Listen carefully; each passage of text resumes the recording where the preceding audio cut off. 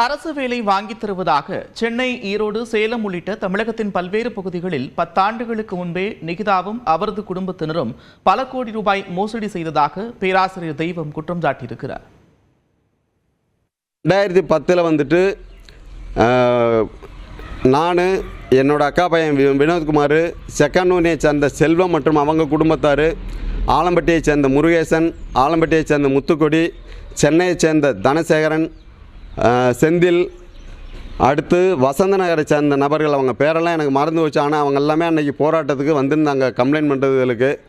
அடுத்து திண்டுக்கல்லை சேர்ந்த நபர்கள், ஈரோடு, கரூர், கோயம்புத்தூர், இப்படி வந்துட்டு தமிழ்நாடு முழுக்க வந்துட்டு எனக்கு தெரிஞ்சு 1.25 கோடி 1.5 கோடி ரூபாய் அன்றைக்கே வந்துட்டு வசூலாக இருந்தது. இந்த இது எல்லாமே வந்துட்டு வாங்கி இந்த மாதிரி பண்ணிட்டாங்க. இப்போ வந்துட்டு அதை எல்லாமே இல்லை அப்படின்ற மாதிரி நாடகம் போட்டுட்ருக்காங்க. இது எல்லாமே முற்றிலுமாக போய் காவலர்களால் அஜித் தாக்கப்பட்டதை வீடியோ எடுத்த சக்தீஸ்வரன் செய்தியாளர்களை சென்று வருகிறார். நேரலையில் பார்க்கலாம். இல்லை சார், ஒரு சிலர் வந்து ஃபேமிலி ரீதியாகவும் மன ரீதியாகவும் வந்து மன உளைச்சல் ஆளாக்குறாங்க. இந்த மாதிரி பார்த்து இருக்க சொல்லுங்க அப்படின்ற மாதிரி நேரடியாக வராமல் மறைமுகமாக ஒரு சிலர் சொல்லி வராங்க. ரிப்போர்ட்ஸ் மூலியமாகவுமே என்கிட்ட சொன்னாங்க, இந்த மாதிரி நீங்கள் தான் அடித்து கொண்டு போய் விட்டீங்களா அந்த தம்பியை அப்படின்னு. அப்போ நான் அவங்களே ஊரில் போய் விசாரிச்சுக்கணேன்ட்டேன். நான் அடிச்சுன்னு யாராவது ஒருத்தவங்க சொல்லிச்சவங்க, நீ என்னைய குற்றவாளின்னு கூட சேர்த்துக்கங்கன்னு சொன்னேன். அவங்க சொல்லிட்டாங்க, அந்த பையன் தாங்க இது எல்லாத்துக்குமே எங்களுக்கு காரணம், அது வெளியில் கொண்டு வரதுக்கு அப்படின்னு. நான் ஒத்துக்கிறேன், என்ன என் மனசாட்சின்னு ஒன்று இருக்குது, மனசாட்சிப்படி நான் பண்ணிகிட்ருக்கேன். நான் அது அவனுக்கே என்னை பற்றி சொல்கிறாங்களே, குற்றம் சொல்கிறவங்களுக்கும் சொல்கிறேன், அவனுக்கு இது நடந்திருந்தாலும் நான் கண்டிப்பாக அதை பண்ணியிருப்பேன்.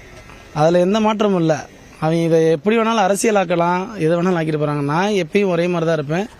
நான் என் மனசாட்சிப்படி தான் பேசுவேன். இந்த ஊர் அந்த மாதிரி தான், நீதி தெய்வம் வாழ்கிற ஊர். நான் நீதியை தான் நிலைநாட்டுறது தான் பேசுவேன். நான் தவறாக பேசலை, யாரையும் நான் அடிக்கவும் இல்லை. அது இங்கே இருக்கவங்க ஊருக்கும் தெரியும், இறந்து போன அஜித்துக்கு நல்லாவே தெரியும், அவன் தம்பிக்கு தெரியும், உங்க அம்மாவுக்கு தெரியும், எல்லாருக்கும் தெரியும்.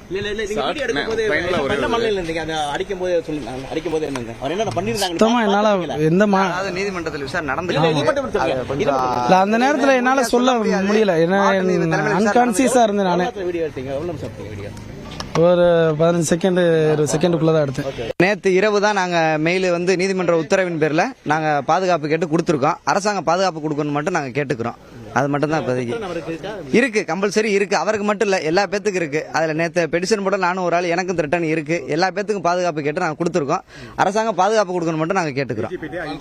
எல்லா பேத்துட்டையும் டிஜிபிக்கு, ஐஜிபிக்கு, ஹைகோர்ட் ரிஜிஸ்டருக்கு எல்லா பேத்துக்கும் நாங்கள் கொடுத்துருக்கோம், காப்பீஸ் கொடுத்துருக்கோம். அதன் மூலியமா நீங்கள் எங்களுக்கு பாதுகாப்பு கொடுக்கணும் மட்டும் நான் கேட்டுக்கிறேன்.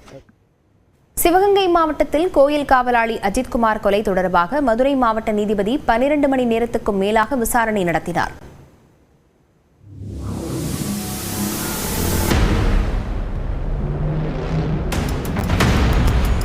திருபுவனம் அருகே போலீசாரால் அழைத்துச் செல்லப்பட்ட இளைஞர் அஜித்குமார் உயிரிழந்த சம்பவம் தமிழ்நாட்டையே உலுக்கிவிட்டது. உயர்நீதிமன்ற மதுரை கிளையின் உத்தரவுப்படி இது தொடர்பாக மதுரை மாவட்ட நீதிபதி ஜான் சுந்தர்லால் சுரேஷ் விசாரணையை தொடங்கியுள்ளார். திருபுவனம் காவல் நிலையம் அருகே உள்ள நெடுஞ்சாலைத்துறைக்கு சொந்தமான ஆய்வு மாளிகை அறையில் வைத்து திருபுவனம் ஏடிஎஸ்பி சுகுமாரிடம் நீதிபதி தீவிர விசாரணை நடத்தினார்.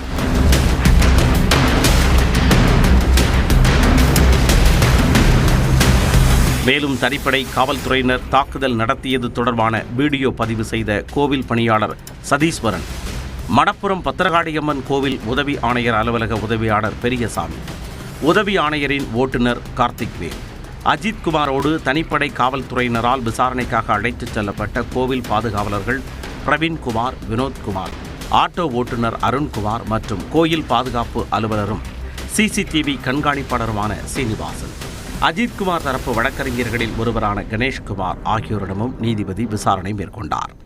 காலை 10:45 மணிக்கு தொடங்கிய விசாரணை இரவு 11 மணியையும் தாண்டி நீடித்தது.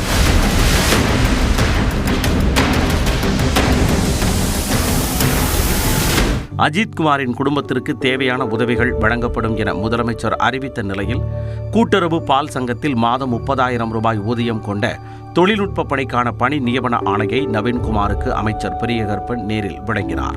மேலும் தேடி வருவாய் கோட்டத்திற்கு உட்பட்ட இடத்தில் 3 சென்ட் பரப்பளவில் அஜித்குமாரின் தாயாருக்கு வீட்டுமனை பட்டாவும் வழங்கப்பட்டது. திராவிட முன்னேற்ற கழகம் என்ற அரசியல் இயக்கத்தின் சார்பில் முதல் கட்டமாக இப்பொழுது 5 லட்சம் ரூபாய் ரொக்கத்தொகையும் வழங்கி இருக்கிறோம். அதிமுக முன்னாள் அமைச்சர் ஆர்பி உதயகுமார் அஜித்குமாரின் குடும்பத்தினருக்கு ஆறுதல் தெரிவித்தார். அப்போது அதிமுக பொதுச் செயலாளர் எடப்பாடி பழனிசாமியும் அவரது குடும்பத்தினரிடம் செல்போன் வாயிலாக ஆறுதல் கூறினார். ஒரு தாய் தன்னுடைய மகனை இழக்கிறதுங்கிறது ஒரு மிகப்பெரிய கொடுமையான விஷயம். இது யாராலையும் மன்னிக்க முடியாதது. அதனால நாங்கள் உங்களுக்கு முழு துணையா இருக்கிறோமா. இதை நீதிமன்றத்திலேயும் அதிமுக சார்பா வழக்கு தொடர்ந்திருக்கோம். நீதிமன்றத்தின் மூலமாக நீதி நிலைநாட்டப்படும். ஏன் இன்வெஸ்டிகேஷன் ஆபீசரே இல்லாம சிறப்பு படை தனிப்படையை ஏன் கொண்டு வந்தீங்க? யார் அழுத்தம் கொடுத்தது? யார் உத்தரவு கொடுத்தது? யார் அதிகாரம் கொடுத்தது? உயிரிழந்த அஜித்குமாரின் குடும்பத்திற்கு ஆறுதல் தெரிவித்த பின் செய்தியாளர்களை சந்தித்த விசிக தலைவர் திருமாவளவன் நியாயமான முறையில் முதலமைச்சர் வழக்கை சிபிஐக்கு மாற்றியுள்ளதாக கூறினார். இதேபோன்று தமிழக வாழ்வுரிமை கட்சி தலைவர் வேல்முருகன், புதிய தமிழகம் கட்சி தலைவர் டாக்டர் கிருஷ்ணசாமியும் அஜித்குமாரின் குடும்பத்தினரை நேரில் சந்தித்து ஆறுதல் தெரிவித்தனர்.